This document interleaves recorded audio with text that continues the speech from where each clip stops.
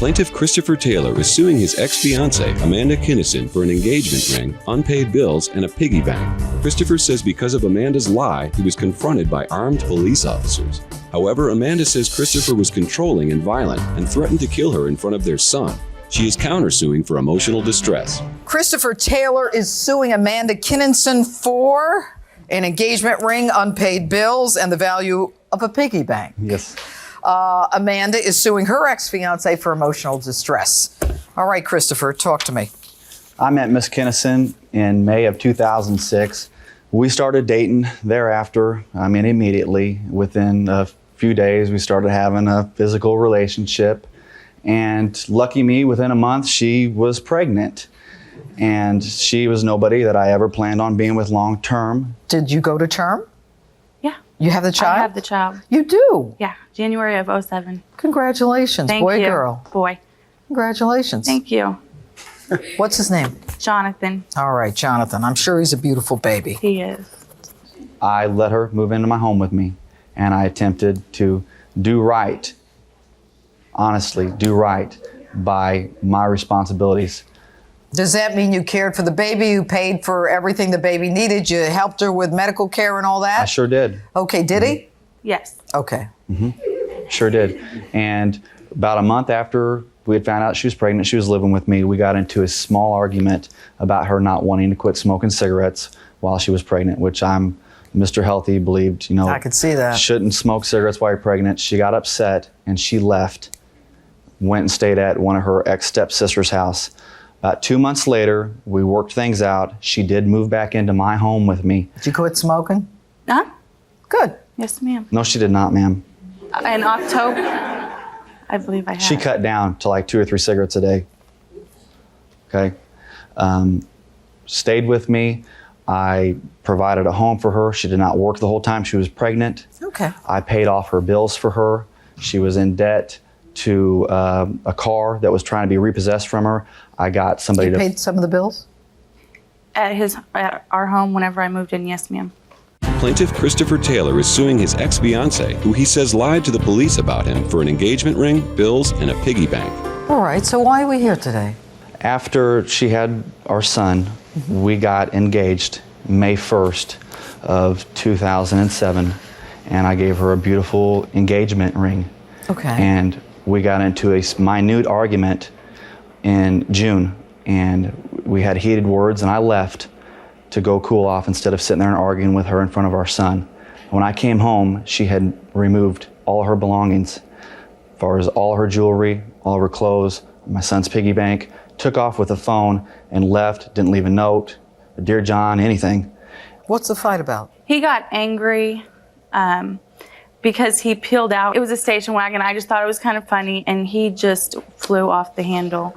Well, if he peeled out, how does he come back to fight with you about it? Because I laughed about it.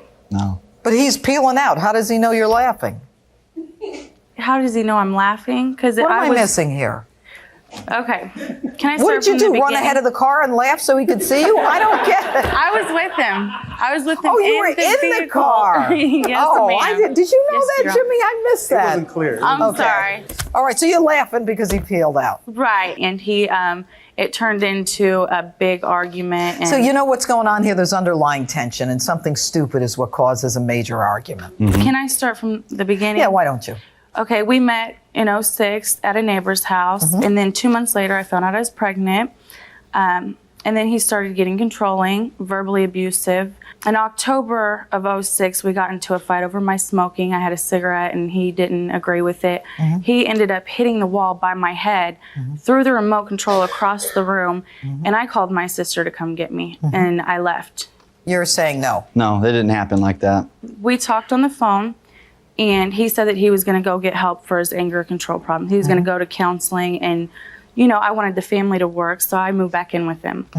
January 07, Jonathan was born. And then February, a month later, we got into another argument because the clothes in the dryer were wrinkled, and he was upset about it. And he flipped out, said he was going to kill me, he was going to kill himself. It just escalated into a big argument all in front of our son. So, I left again. I made a police report because I went to the next You did door. make a police report. I was just did. going to ask you that. Let me see it. Yes, ma'am. Good for you. There's that. Thank you, Jeanine. You're welcome. Thank you. Father is refusing to let her leave with her son. Male said he was going to kill himself and that he was going to buy a gun, but no weapons in the house. Male showed up at the neighbor's house. So he went to the neighbor's house because he knew you were making the call from there? Yeah. Go ahead, Christopher. She walked out of the house with our son because she wanted to leave to go to her sister's, and I said, that's fine, don't take our son from his home. She went next door to the next door neighbor's house, through the snow, knocked on their door, woke them up, went in there, made a police report saying that she was trying to leave and I wasn't going to let her leave. Okay. I went back home and the police knocked on my door. When the police knocked on my door, they came to the door with guns drawn on me and a taser drawn on me, made me lie down on the floor of my own house, handcuffed me, set me down, and then asked me where the guns were in my house. She told them that I had a home full of guns. They searched my house and they were like, well, we don't understand this because if she's been living with you this long, she would know you had guns. We don't believe her. Did you tell the police he had a gun? Oh, I said that I didn't know. All right. Where's this happening? In Missouri? What town? Missouri. Independence, You know Missouri. what? I was watching television this morning. There was a United States Senator from Missouri. I always thought it was Missouri. It is Missouri. Missouri. I say Well, Missouri. he's a senator. He should know better. Well, All right. You've got a ring that you gave to her. Where's the ring now? I had to sell it. Do you have a picture of the ring? Do you have a receipt for the ring? I have the receipt. Here's the appraisal with it right there. I'll look at it. Thanks. Thank you. Value $2,500. That was just for the engagement ring. I bought a whole wedding set. The wedding ring matched That's that a too. beautiful ring. What'd you do with that ring?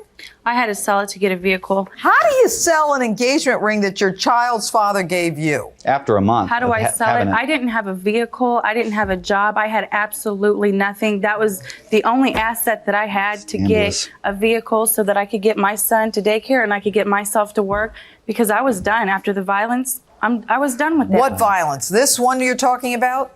There was one more. All right, let's see. Okay, so we've got $2,500, Christopher, for the ring. What else are you suing for?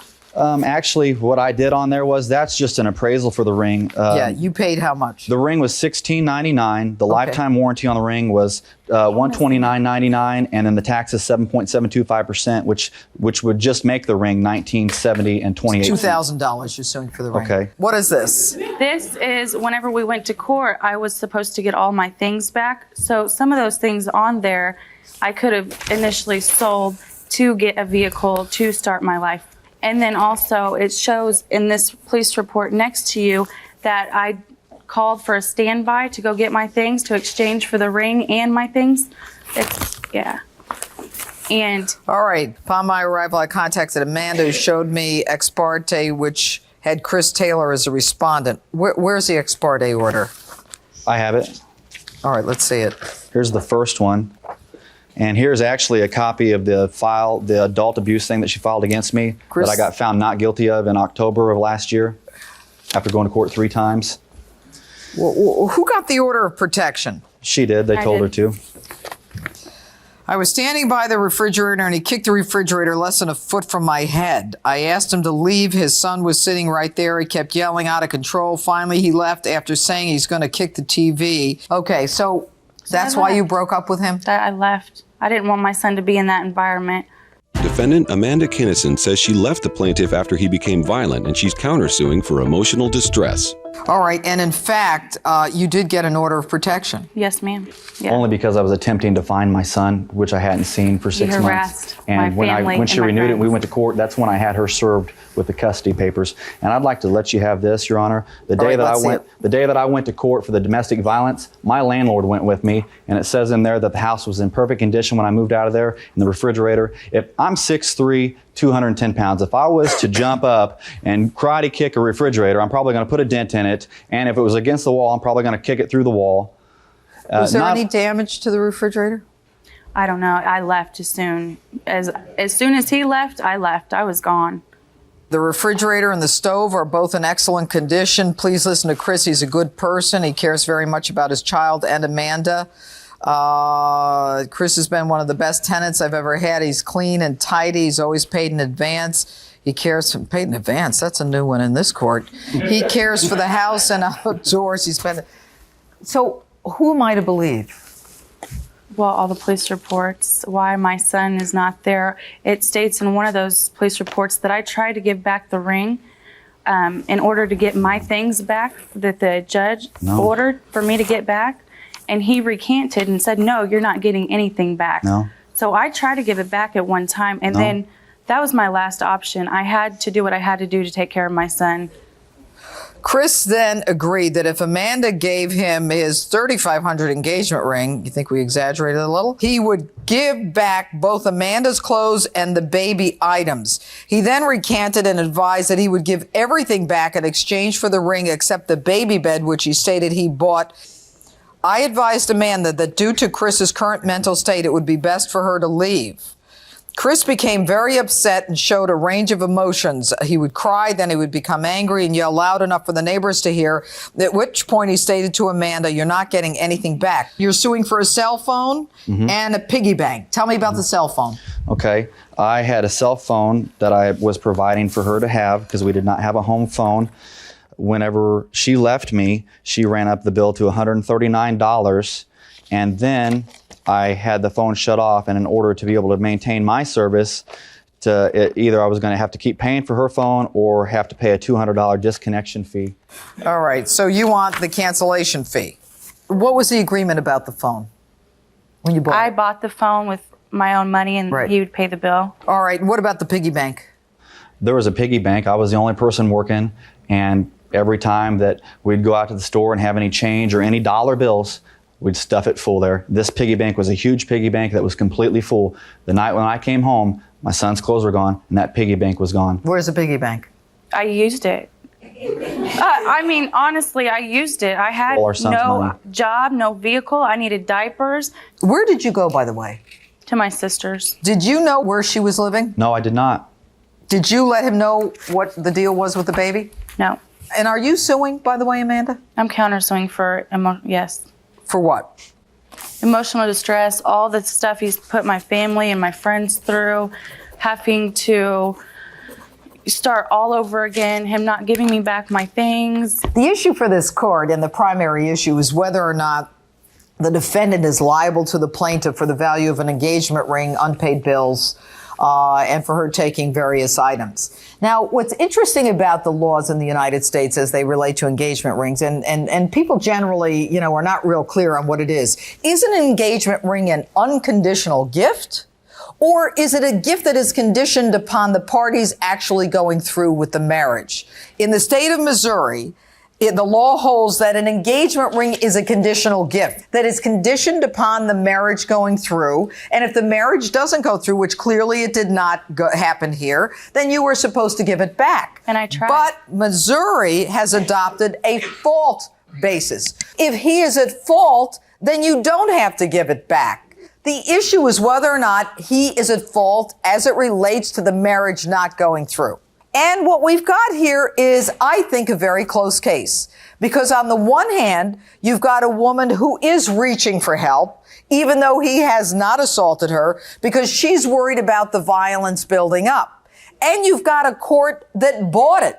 A court that said, yes, you are entitled to an order of protection, and you're entitled to an extended order of protection. That tells me that there's a concern here. So I truly believe that although this is a close case, that Christopher, you were at fault. As far as this court is concerned, you're not entitled to the ring back. I don't like what she did with it. I don't like that you sold the ring right away. As far as I'm concerned, you could very well have given him that ring back. But as far as the court is concerned, there was fault. And as opposed to waiting for abuse, you got out sooner. Good for you. Thank you. Thank you.